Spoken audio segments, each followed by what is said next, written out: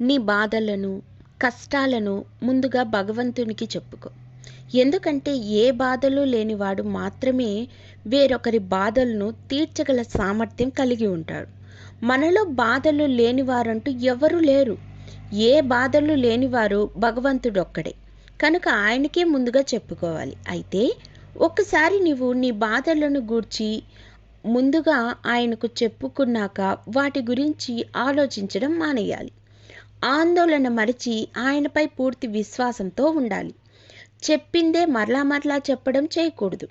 అదే అసలైన విశ్వాసం. అదే నిజమైన శరణాగతి. ఇట్టి విశ్వాసం శరణాగతిలో నీలో ఉన్నప్పుడు ఎన్ని కష్ట నష్టములు, ఎన్ని బాధలు అయినను వర్షపు జల్లుల వలె నీపై దాడి చేసినప్పుడు భగవంతుడు గొడుగు వలె నిన్ను రక్షిస్తాడు. నీ జీవితమునకు ఎటువంటి ఇబ్బంది రాకుండా చూసుకుంటాడు.